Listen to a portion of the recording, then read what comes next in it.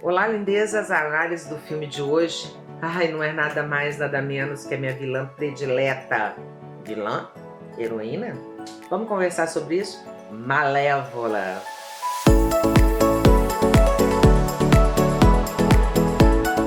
Ei, lindeza! Que maravilha poder falar de um filme que eu amo! Malévola! Então, se você curte análise de filme, gosta de falar de psicologia, tá gostando das dicas que eu trago no canal? Poxa, se inscreve, lindeza! Deixa o seu like, né? Coloca os seus comentários. Esse pedido de falar de Malévola foi de muitos alunos meus, né? É que eu me vesti, gente, de Malévola. Vocês não vão acreditar. No primeiro Baile à Fantasia, na aula da saudade da primeira turma formada aqui em Juiz de Fora, no Centro Universitário Estácio. E por que eu escolhi essa personagem? Primeiro porque eu tenho uma admiração enorme pela personagem Malévola. Uma malvada? Uma vilã? Será que todo mundo é muito mal ou muito bonzinho, Elsa? Então, lindeza, preste atenção na análise que eu vou fazer desse filme e aí a gente pode depois colocar lá nos comentários, você pode colocar nos comentários as suas dúvidas, as suas críticas, as suas sugestões, para que a gente possa conversar um pouco mais sobre isso. Lindezas, olha que curiosidade, vocês sabiam que Malévola foi lançado em 2014 e A Bela Adormecida em 1959? Só que em 2014, o filme Malévola foi lançado no mesmo dia e no mesmo mês que A Bela Adormecida. Aquela Bela Adormecida, né, que eu e a minha geração assistiu, né? Então, olha que interessante essa curiosidade. Então, eu convido vocês a entender o filme Malévola, que é o filme do olhar da vilã sobre a Bela Adormecida, que é a Aurora. Então vamos a essa análise. Primeira questão que eu convido vocês a pensar é nesse lado da sombra, da escuridão, que todos nós temos, desse lado mais negativo. Por que eu estou trazendo essa reflexão? As pessoas que, como eu, viveram as heroínas e vilãs, princesas, rainhas, plebeias, com essa visão sempre do bem e do mal bem definidas, onde as vilãs eram muito, mas exatamente muito más mesmo, e as princesas super bondosas, boazinhas, trazendo apenas a possibilidade do bem. E o mal só com os vilões. É importante a gente poder desconstruir essa visão que uma pessoa é somente boa ou somente ruim. Então vamos entender o filme, vamos analisar a Malévola. No início do filme, aparece ela criança, jovem no reino dos mortos. E ela é uma fada, sim, uma fada. Ela e Stefan têm 8 anos quando o filme começa. Com 8 anos é um momento de transição, onde eles estão na passagem da primeira infância e eles estão saindo para se relacionar com o mundo social. E eles se conhecem. E é importante e interessante que ambos perderam os pais. Guarde essa informação. Ele é o masculino e Malévola o feminino. Ele é o ego para fora desse masculino. O ego, ele começa a se tornar mais ambicioso, mais ressentido com a falta de oportunidades que ele tem e começa a declarar que um dia vai ser rei.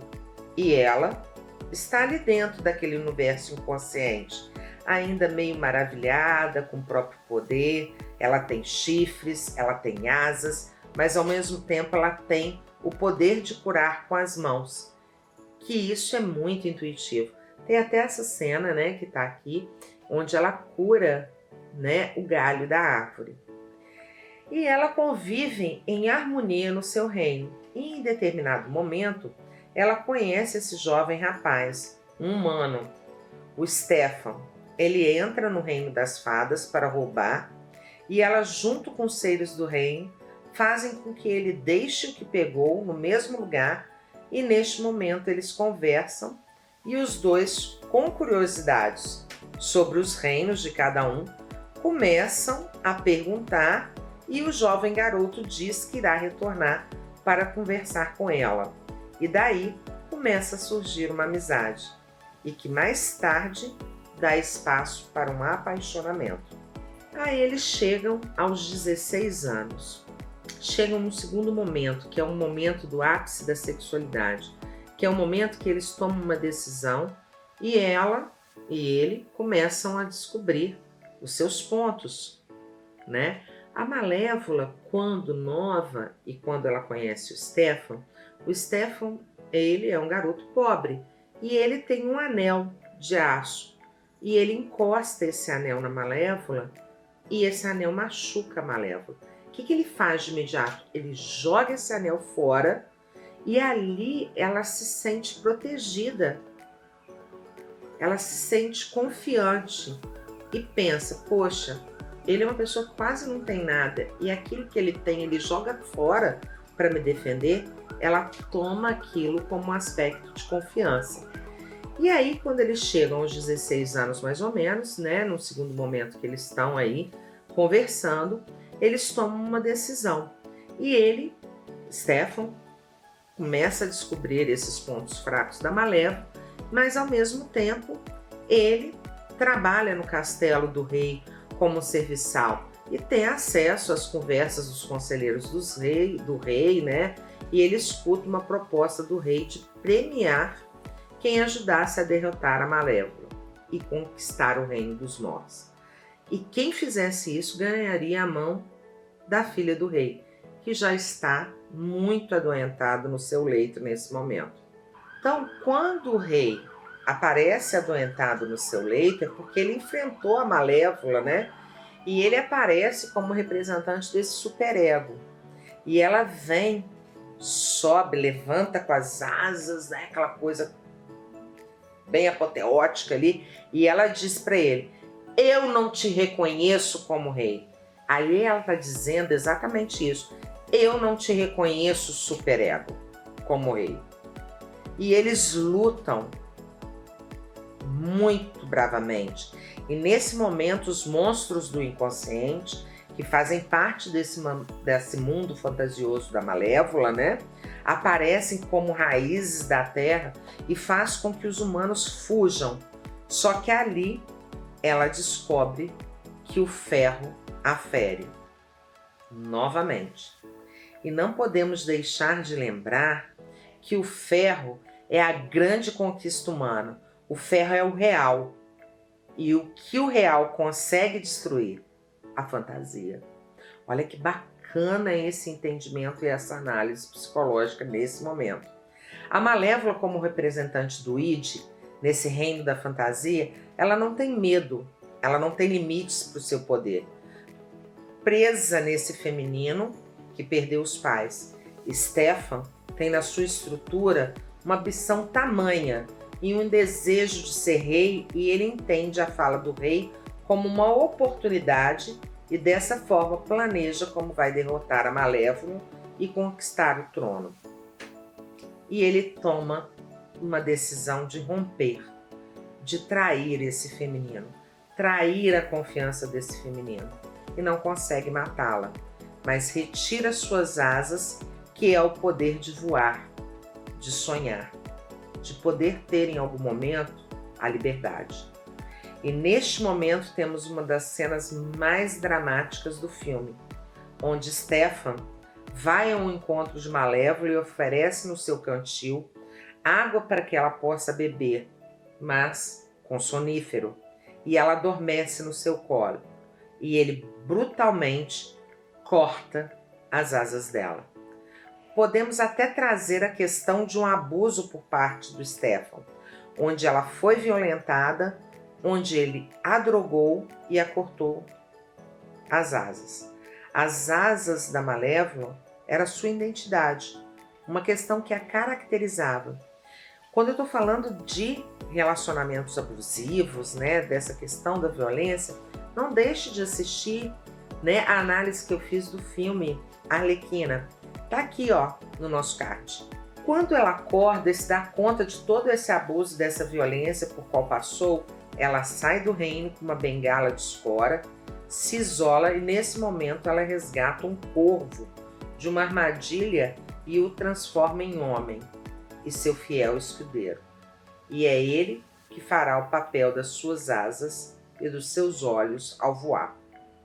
É importante ressaltar que nesse momento ela muda sua vestimenta, seu olhar, seu andar, sua tristeza, raiva e começa a nutrir um sentimento de ódio, de rancor muito intensos e um desejo de vingança. Aqui a gente pode perceber como o estereótipo de maldade começa a se instalar na figura de Malévola e podemos acompanhar essa construção do mal nela. Stefan casa-se com a filha do rei e tem uma filha, e no dia da apresentação dela ao povo do reino, ela parece majestosa, aquela cena clássica da Bela Adormecida, né? E joga uma maldição na pequena Aurora. Neste momento, o rei, em desespero, tira a Aurora do reino e entrega a 3 fadas para que protejam a menina da Roca do Tiar e queima todas as rocas do reino. A Aurora é criada por essas fadas.